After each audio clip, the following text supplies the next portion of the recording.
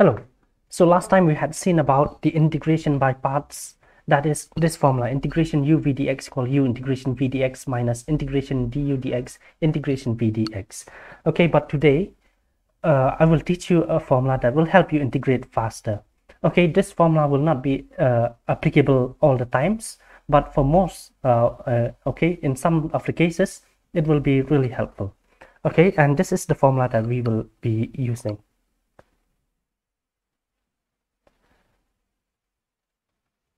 This is especially helpful when you are having this term, an exponential function, ex, and then over here you are having the fx plus f dash x dx. And this one, it says that whenever you have something that looks like this, you can easily write down the answer to be equal to ex fx plus c. Okay, for what exactly is fx? Fx can be any function of x, that is any expression that contains x. Okay, and f dash x, it is just the derivative, derivative of fx. Okay, where f dash x, it is the derivative of fx. Okay, to be clear, let us just do a very simple problem. Okay, example. I'll take this one as the first example. Suppose you are having ex x squared plus 2x dx. You notice over here that this one is indeed of this form, because if you differentiate x squared, you will be getting 2x, right? So it is of this form where fx is x squared, and f dash x, if you calculate, that is if you differentiate x squared, okay, you will be getting 2x. So that is why this one you can easily write down as e power x fx, which is x squared, plus c. Okay, so you can easily get the answer in just a single line, but you will have to remember this formula. Okay, let us do another example to be clear. Okay, but sometimes it's not so easy that you can easily do it like this. Sometimes you will have to do a few manipulations as well, okay, in the expression. Okay, when we are doing some exercises, you will see. Okay, suppose you are having this. Okay, cos x, okay, sin x minus cos x. Okay, so over here what you can do, okay, you notice, okay, if you differentiate sine, it will give you cos indeed, okay, but you won't be getting a negative. That is, if you take this one as fx, f dash x will give you indeed cos x, but then it won't give you the negative sign. Okay, so what we can do, we can rearrange this one in this way. Okay, again, that is what I say, that sometimes we will have to do some rearranging, some manipulations. So you can first rearrange it in this way. You can easily write this one as minus cos x plus sin x. So this is what we are having. Okay, so over here, if you take fx, taking fx, okay, I'll write it down just to be clear, minus cos x, then what will be f dash x? F dash x is equal to d dx of fx, which is minus cos x. You will be getting sin x. So that is why this integral I, it is of the form ex fx plus f dash x. So you can easily write down the answer, and it will be equal to ex fx plus c, which is ex cos x plus c. Okay, so this is how we use this formula. Okay, so now let us see some more problems based on this for you to be clearer. Okay, the third one, let us see. Okay, integration ex x by x plus 1 whole thing square. Okay, so if you see this one, you notice that there is only one term. There is no plus or minus anywhere, but we can actually do some a bit of manipulation with this. Okay, we can write it another way. Okay, it will be equal to ex. X, you can easily write it as x plus 1 minus 1.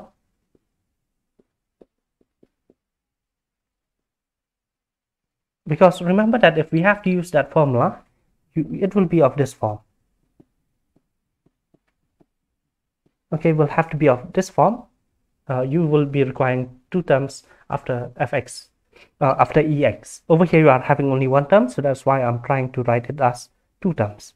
So you can actually write this one like this, split it.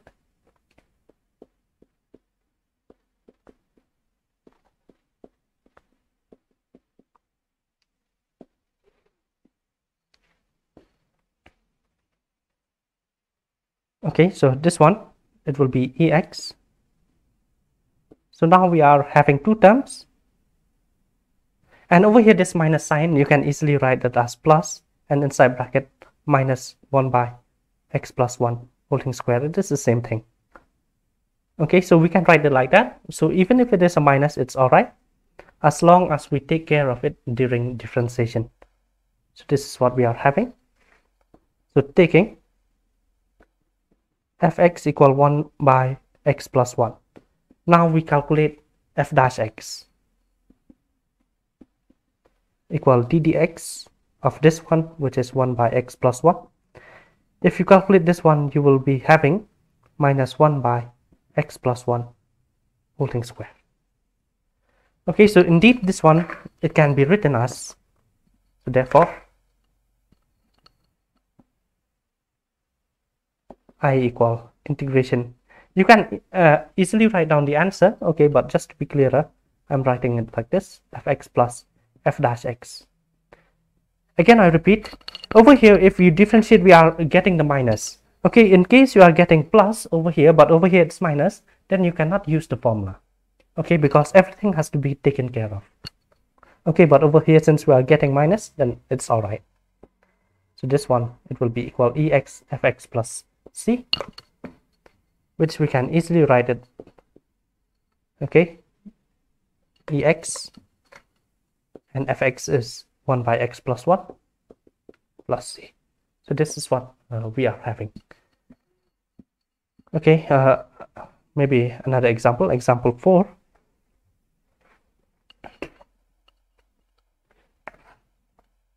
Example 4, let us see which one. Okay, ex 1 minus x by 1 plus x square whole thing square. Okay, so over here what we can do, we can easily write this one as this. Okay, you can write it as 1 plus x square whole thing square, and in the numerator it will be 1 minus x whole thing square. You can expand it. You will be getting 1 minus 2x plus x square. Okay, you can expand by the formula 1 minus x whole thing square, so you'll be having this. And over here what we can do, we can rearrange it in this way.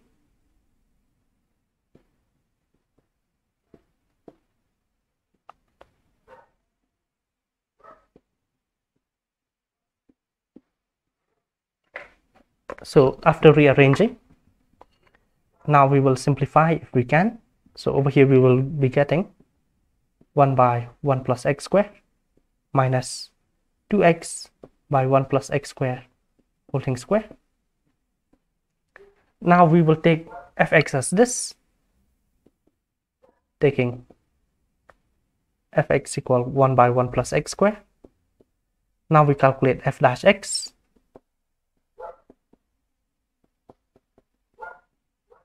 if we calculate, we will be getting, okay, minus 1 by 1 plus x squared whole thing square ddx 1 plus x squared.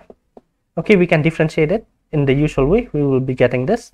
So ultimately, ddx 1 plus x squared will give you minus 2x. Okay, so over here, if you notice, minus 2x 1 plus x squared whole thing squared is indeed the second term. So that is why we can easily write down fx plus f dash x. Therefore, this one, it will be equal ex fx according to the formula, which we can easily write down like this. Okay, so this formula, if you remember, it is very easy to remember. Okay, I hope you will be able to use it. Okay, it will really help you to integrate faster whenever such problems arise. And also take note over here, even if you don't remember the formula, you can do the integration by parts in the usual way, that is by using that integration uv. Okay, but that formula just helps you to do the problem in a faster way. Okay, again I repeat, you can do it in the usual way or you can use the formula. The choice is yours. Until next time.